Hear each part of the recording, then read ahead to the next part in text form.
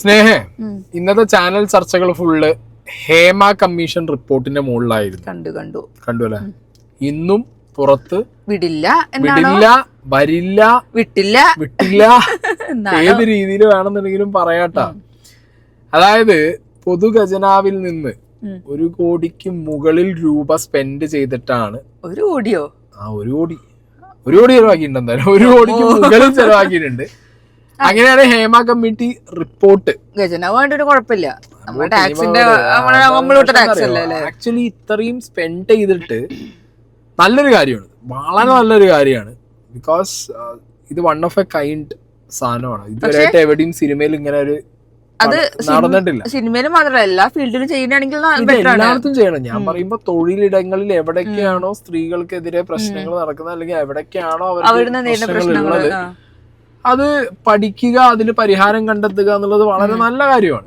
സർക്കാർ എന്താണെങ്കിലും സർക്കാരിന്റെ ഭാഗത്ത് അങ്ങനെ ഒരു നല്ല കാര്യം ചെയ്തിട്ടുണ്ടെങ്കിൽ അത് നല്ല കാര്യം എന്നുള്ള രീതിയിൽ തന്നെ ജനങ്ങളിലേക്ക് എത്തണം എന്നുണ്ടെങ്കിൽ ഈ റിപ്പോർട്ട് പുറത്തു വരണം. അപ്പൊ ഞാൻ പറഞ്ഞ പോലെ 1 കോടി രൂപേന്റെ മുകളിൽ സ്പെൻഡ് ചെയ്തതൊക്കെ നിങ്ങൾ മാറ്റി വെച്ചോ.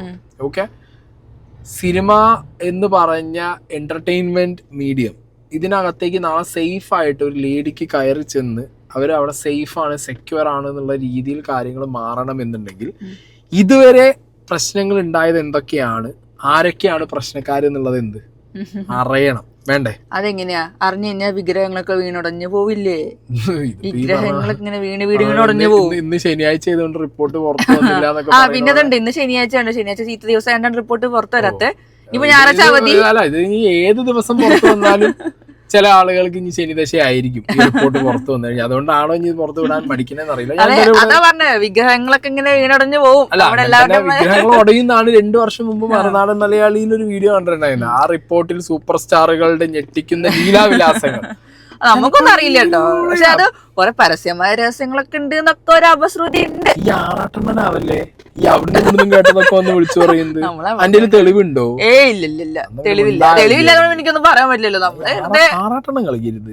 അയ്യോ വേണ്ട, അതിനെ കുറിച്ച് പറയരുത് പ്ലീസ്. ഓക്കെ, ഞാൻ എന്തായാലും ഒരു വീഡിയോ ചെയ്യാം.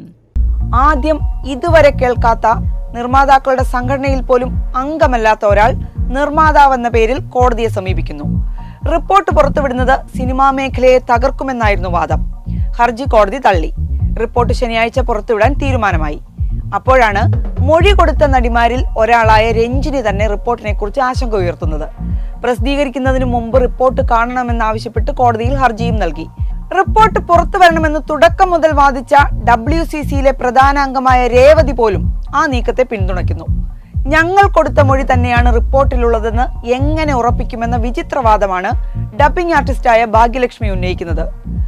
5 വർഷത്തിനിടെ ഒരിക്കൽ പോലും ഇതേക്കുറിച്ച് ഒരാശങ്കയുമില്ലാതിരുന്ന രഞ്ജിനിയും രേവതിയും ഭാഗ്യലക്ഷ്മിയും ഒക്കെ റിപ്പോർട്ട് പുറത്തു വരുന്നതിന് മണിക്കൂറുകൾക്ക് മുമ്പ് തുടങ്ങിയ ഈ നാടകം ആരെ സംരക്ഷിക്കാനാണ്? ഇരകൾക്കൊപ്പമെന്ന് എക്കാലവും പറഞ്ഞിരുന്ന ഇവരെ അപഹാസ്യരാക്കുന്നതിന്റെ പിന്നിൽ ആരാണ്?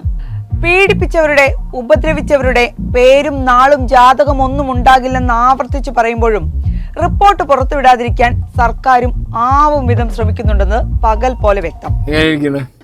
അതായത് ഇതുവരെ ഈ റിപ്പോർട്ട് വരണം. അതായത് ആക്ച്വലി ഇതിന്റെ നാൾവഴികൾ ഇവിടെ സൈഡിൽ ഞാൻ കൊടുക്കുന്നുണ്ട്. ഏഷ്യാനെറ്റ് ന്യൂസിൽ വന്നത് 2017 ഫെബ്രുവരി 17 നടി കൊച്ചിയിൽ ആക്രമിക്കപ്പെട്ട ആ ഒരു കേസ് ഉണ്ടായതിനെ തുടർന്നിട്ടാണ് WCC എന്ന് പറഞ്ഞിട്ടുള്ള സംഘടന രൂപീകരിച്ചതും. ആ WCC എന്നുള്ള സംഘടന രൂപീകരിച്ചതിന് ശേഷം ഇങ്ങനെ ഒരു കമ്മിറ്റി വേണമെന്നും അതിന്റെ ആവശ്യവും കാര്യങ്ങളൊക്കെ പറഞ്ഞ് സർക്കാരിനെ ഇവർ സമീപിക്കുന്നു. സർക്കാർ എന്ത് ചെയ്യുന്നു?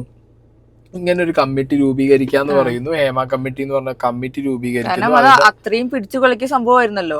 അതിന്റെ ഭാഗമായിട്ട് അവര് നടി ശാരദ, KB വസന്തകുമാരി, പിന്നെ വത്സലകുമാരി അങ്ങനെ കുറച്ചു പേരെ വെച്ചിട്ട് ഇവരെന്ത് ചെയ്യുന്നു? അംഗങ്ങളുള്ള ഒരു കമ്മിറ്റി രൂപീകരിക്കുന്നു. ഇവര് പഠനങ്ങൾ നടത്തുന്നു. അതായത് ഒരു 50 പേര് ഇവർക്ക് എന്ത് കൊടുത്തിട്ടുണ്ട്? സ്റ്റേറ്റ്മെന്റ്സ് കൊടുത്തിട്ടുണ്ട്. അവർ അനുഭവിച്ച പ്രശ്നങ്ങളും ഇനി എന്തൊക്കെ മാറ്റങ്ങൾ വരണം എന്നുള്ള സജഷൻസും ആയിട്ട്. അതിലിപ്പോ ഈ പറഞ്ഞ നടി രഞ്ജിനി അടക്കമുണ്ട്. ഓക്കെ, അപ്പോ ഇതൊക്കെ ശരിക്കും ഞാൻ പറഞ്ഞത് പുറമോടി മാത്രമായിരുന്നു. ഈ WCCയിലെ അംഗങ്ങൾ വരെ ഇപ്പൊ അതിനെ ആക്ച്വലി അവര് ഇത് പുറത്ത് വരണ്ട എന്നല്ല പറഞ്ഞേ. പറഞ്ഞ കാര്യം ഇവര് പറഞ്ഞത് അല്ലല്ല, ഇവര് ഇത് പേടിച്ചതോ. ഇപ്പൊ ഞാൻ മനസ്സിലാക്കിയ ഒരു കാര്യം പറയാം. ഇപ്പൊ ഇപ്പൊ പൊതുസമൂഹം അടക്കം പത്രമാധ്യമങ്ങളടക്കം ഇവരോട് ചോദിക്കുന്ന ഒരു ചോദ്യമുണ്ട്, നിങ്ങൾ എന്തുകൊണ്ടാണ് ഇപ്പൊ വന്നിട്ട് ഇതില് ഒരു ഹർജി കൊടുത്തത്, അല്ലെങ്കിൽ എന്താ നിങ്ങൾക്ക് ഇത്ര കാലം അറിയണ്ടേ ഈ റിപ്പോർട്ടിനകത്ത് എന്താണ്. അപ്പൊ അങ്ങനെ പല ചോദ്യങ്ങൾ വരുമ്പോഴും അവിടെ തിരിച്ച് ഇവർക്കൊരു ഉത്തരം പറയാനുണ്ടാവും.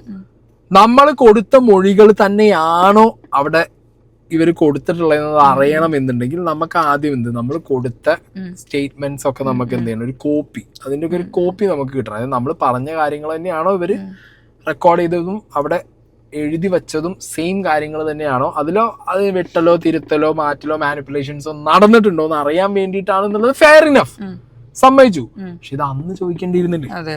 അന്ന് ചോദിക്കാതെ ഇപ്പൊ ഈ റിപ്പോർട്ട് വിവരാവകാശം വെച്ച് പുറത്തു വരുന്നു എന്ന് അറിയുമ്പോ പറയുമ്പോഴാണ് സമൂഹം നിങ്ങൾക്ക് നേരെ ക്വസ്റ്റ്യൻ മാർക്ക് വെക്കുന്നത്. അത് മനസ്സിലാക്കുക. രണ്ടാമത്തെ കാര്യം, 295 പേജ് ഉണ്ടായിരുന്ന ഈ പെർട്ടിക്കുലർ റിപ്പോർട്ടില് 62 പേജ് ഒഴിവാക്കി. എന്നിട്ട് 233 പേജ് മാത്രമാണ് എന്തുള്ളത് ഇതിലുള്ളത്. പിന്നെ അതിൽ തന്നെ 49 പേജിൽ ഒരു ഭാഗം മൊത്തത്തിൽ ഒഴിവാക്കി എന്നുള്ളതും കേൾക്കുന്നുണ്ട്. പിന്നെ വ്യക്തികളുടെ സ്വകാര്യത ലംഘിക്കുന്നതിന് പരിമിതികളുണ്ട്. അതുകൊണ്ട് വ്യക്തികളുടെ സ്വകാര്യത കീപ്പ് ചെയ്യണം. അപ്പൊ പിന്നെ എന്തായാലും ക്ലീൻ ന്യൂസ് സർട്ടിഫിക്കറ്റ് ആവുമല്ലോ. അതായത് സ്വകാര്യത കീപ്പ് ചെയ്യാന്ന് പറഞ്ഞാൽ പ്രമുഖന്റെ അവിടെ പോയി പ്രമുഖർ ഇങ്ങോട്ട് വന്നു, പ്രമുഖ ഹോട്ടലിൽ പോയി ചായ കുടിച്ചു. അവിടെയും ഒരു കാര്യമുണ്ട്, ഇത് ഇവര് ആരോപണമായിട്ട് പറയുന്നതായിരിക്കാം. ഇപ്പൊ ഈ പോയിട്ട് നാളെ സ്റ്റേറ്റ്മെന്റ് കൊടുക്കുന്നു, ഈ ഒരു വ്യക്തിയെ കുറിച്ച് പറയുന്നത് അതിന്റെ ആരോപണമാണ്.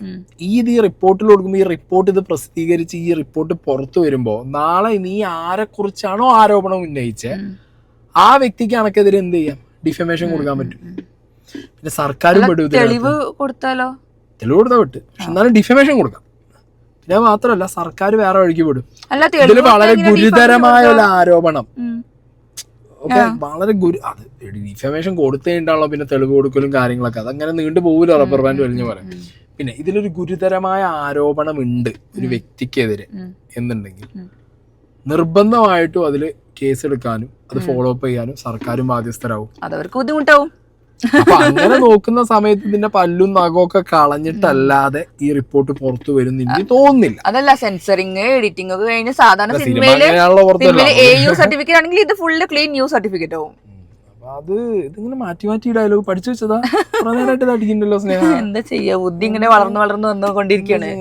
അല്ല, ഈ നടി രഞ്ജിനിയോട് ചോദിച്ചപ്പോൾ അവരതാ പറഞ്ഞതെന്ന്, അതായത് അവർക്ക് അറിയണം അവര് പറഞ്ഞ കാര്യങ്ങൾ തന്നെയാണോ അവിടെ എഴുതി വെച്ചേ എന്നുള്ളത് അറിയണം എന്നാണ് അവര് വീണ്ടും റിപ്പീറ്റ് ചെയ്ത് പറയുന്നത്. ചോദിക്കുന്ന പോലെ ഇത് ആദ്യം എന്തുകൊണ്ട് ചോദിച്ചില്ല, ആദ്യം എന്തുകൊണ്ട് അന്വേഷിച്ചില്ല എന്നുള്ളതാണ്. പിന്നെ സർക്കാരിന് ഇതിൽ പ്രത്യേകിച്ചിട്ട് താല്പര്യക്കുറവൊന്നുമില്ല, ഇത് പുറത്തു വിടാൻ തന്നെയാണ് സർക്കാരിന്റെ താല്പര്യം എന്നാണ് ആര് പറഞ്ഞേ, മന്ത്രി സജി ചെറിയാൻ പറഞ്ഞത്. പക്ഷെ സജി ചെറിയാൻ പറഞ്ഞത് എന്താ വെച്ചെങ്കിൽ സാംസ്കാരിക വകുപ്പിന്റെ കീഴിലല്ല ഈ റിപ്പോർട്ട് ഇപ്പൊ ഉള്ളത് എന്നാണ് നമ്മുടെ സിനിമാ മന്ത്രി പറഞ്ഞത്. പക്ഷെ തെറ്റാണത്, അത് തെറ്റാണെന്നുള്ളത് ഞാൻ 2 വീഡിയോ ആയിട്ട് ഇവിടെ വയ്ക്കാം.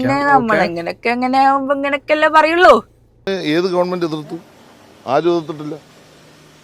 അത് പുറത്ത് വിടുന്നതിനെ പൂർണ്ണമായി ഗവൺമെന്റ് യോജിച്ചു എന്ന നിലപാടാണ് നേരത്തെ തന്നെ എന്നോട് ചോദിച്ചപ്പോൾ ഞാൻ പറഞ്ഞത്. അപ്പോഴാണ് ഒരാൾ അതിനെ ചോദ്യം ചെയ്തുകൊണ്ട് ഹൈക്കോടതി കേസ് കൊടുക്കുന്നത്. ഹൈക്കോടതി എന്താ പറഞ്ഞത്? അത് ഫയൽ സ്വീകരിച്ചിട്ട് ഹൈക്കോടതി ഉത്തരവിട്ടു. അതായത് ഒരാഴ്ചക്കകം ഈ പറയുന്ന റിപ്പോർട്ട് അതിൻ്റെ വിവരാവകാശ കമ്മീഷൻ ഒഴിവാക്കണമെന്ന് പറഞ്ഞ ഭാഗങ്ങൾ എല്ലാം പരിശോധിച്ച ശേഷം പുറത്തുവിടാം. പുറത്തുവിടേണ്ടത് സ്റ്റേറ്റ് പബ്ലിക് ഇൻഫർമേഷൻ ഓഫീസറാണ്. സാംസ്കാരിക വകുപ്പിനോ സിനിമാ വകുപ്പിനോ ഗവൺമെൻറ്റിനകത്ത് യാതൊരു റോളുമില്ല.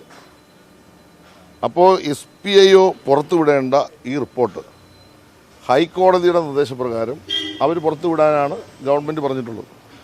ഗവൺമെൻറ് പറയേണ്ട കാര്യമില്ല, പക്ഷേ ഞാൻ പറയുന്നു ഇപ്പോൾ അവരത് പുറത്തുവിടും, അവർ വിടണം. കാരണം അതിൻ്റെ സമയം കഴിയുന്നതിനുള്ളിൽ അവർ വിടേണ്ട ഉത്തരവാദിത്തം അവർക്കുണ്ട്. സ്വാഭാവികമായിട്ട് ഹൈക്കോടതിയുടെ വിധി തീരുമാനം നിഷേധിക്കാൻ അവർക്ക് വ്യക്തിപരമായി കഴിയുമോ? ഗവൺമെൻറ് കഴിയുമോ? അപ്പോൾ അത്തരം ഒരു സാഹചര്യത്തിൽ നമ്മളെന്തിനാണ് വെപ്രാളം പിടിക്കുന്നത്? എനിക്ക് മനസ്സിലായില്ല. ഇന്ന് തന്നെ മന്ത്രി സജി ചെറിയാൻ പറഞ്ഞത് കേട്ടില്ലേ? റിപ്പോർട്ട് പുറത്തുവിടേണ്ടത് സാംസ്കാരിക വകുപ്പല്ല, സ്റ്റേറ്റ് പബ്ലിക് ഇൻഫർമേഷൻ ഓഫീസറാണ്. ഞങ്ങൾക്ക് ഒരു ഉത്തരവാദിത്വവുമില്ല. പക്ഷേ തിങ്കളാഴ്ച വരെ കോടതി അനുവദിച്ച സമയമുണ്ട്. ഈ പ്രതികരണത്തിൽ നിന്ന് മനസ്സിലാക്കേണ്ട 2 കാര്യങ്ങളുണ്ട്. ഒന്ന്, സാംസ്കാരിക വകുപ്പിന് ഉത്തരവാദിത്വമില്ലെന്ന മന്ത്രിയുടെ വാദം പച്ചക്കള്ളമാണ്. സ്റ്റേറ്റ് പബ്ലിക് ഇൻഫർമേഷൻ ഓഫീസർ എന്ന് മന്ത്രി പറഞ്ഞ ഉദ്യോഗസ്ഥ സാംസ്കാരിക വകുപ്പിലെ ഡെപ്യൂട്ടി സെക്രട്ടറി കൂടിയായ സുഭാഷിണി തങ്കച്ചിയാണ്. അവർ തന്നെയാണ് പരാതിക്കാരോട് നിരന്തരം സംസാരിക്കുന്നതും വിവരങ്ങൾ കൈമാറുന്നതും. വിവരാവകാശ കമ്മീഷനിലെ പരാതിക്കെതിരെ സർക്കാരിൽ നിന്ന് കക്ഷി ചേർന്നതും സാംസ്കാരിക വകുപ്പാണ്. അതായത് റിപ്പോർട്ട് ഇപ്പോഴും സാംസ്കാരിക വകുപ്പിന് കീഴിലാണ്. അത് കൈമാറേണ്ട സാങ്കേതികമായ ഉത്തരവാദിത്വം മാത്രമാണ് സാംസ്കാരിക വകുപ്പിലെ സ്റ്റേറ്റ് പബ്ലിക് ഇൻഫർമേഷൻ ഓഫീസർക്കുള്ളത്. അപ്പൊ മൊത്തത്തിൽ നോക്കിക്കഴിഞ്ഞാൽ ഹേമ കമ്മിറ്റി റിപ്പോർട്ട് പുറത്ത് വരണം എന്നുള്ളത് മലയാള സിനിമയ്ക്ക് തന്നെ ഏറ്റവും നല്ല ഒരു കാര്യമായിരിക്കും. അപ്പൊ ആ കാര്യത്തിൽ ഏറ്റവും കൂടുതൽ ഇനീഷ്യേറ്റീവ് എടുത്ത് പുറത്തു വരേണ്ടതാണ്. എന്നോട് ചോദിച്ചാൽ ഞാൻ പറയും മന്ത്രി ഗണേഷ് കുമാർ. മൂപ്പര് മന്ത്രിയാണ്, സിനിമാക്കാരനാണ്. സുരേഷ് ഗോപി കേന്ദ്ര മന്ത്രിയാണ്, അങ്ങേരെന്ത് ചെയ്യണം, സിനിമാക്കാരനാണ്, ഇതില് പുറത്തു വരണം. മുകേഷ് പിന്നെ എന്തോ പറഞ്ഞിട്ടുണ്ട്, 4 മണിക്കൂർ എങ്ങാണ്ട് അവിടെ പോയിരുന്നു സംസാരിച്ചു എന്നൊക്കെ മുകേഷ് പറയുന്നുണ്ട്. മുകേഷ് വരണം. പിന്നെ മോഹൻലാല്, മമ്മൂട്ടി, നമ്മുടെ അവരാണല്ലോ മലയാള സിനിമേനെ അങ്ങനെയാണല്ലോ മോഹൻലാല്, മമ്മൂട്ടി, പൃഥ്വിരാജ്, ഇപ്പൊ നിൽക്കുന്ന കറന്റ് ഫേസിൽ മലയാള സിനിമയുടെ ഫേസിൽ നിൽക്കുന്ന ഫഹദ് ഫാസിൽ, ടൊവിനോ, അങ്ങനെ കുറെ പേരുണ്ട്, അവര് വരണം. സ്ത്രീകൾ നോക്കുകയാണെന്നുണ്ടെങ്കിൽ നമുക്ക് മഞ്ജു വാര്യര്, നയൻതാര, പിന്നെ പാർവതിക്ക് പിന്നെ ഓൾറെഡി ഉണ്ട്. അവരൊക്കെ വരണം എന്നേ പറയൂ എന്നാണ് എന്റെ പ്രതീക്ഷ. അങ്ങനെ പറയൂ, അല്ലെ വരണ്ടെന്ന് അവരൊന്നും പറയുന്നില്ല. പക്ഷെ അവര് ഇതിനോട് സ്ട്രോങ് ആയിട്ടൊന്നും പറയണ കേൾക്കണില്ല.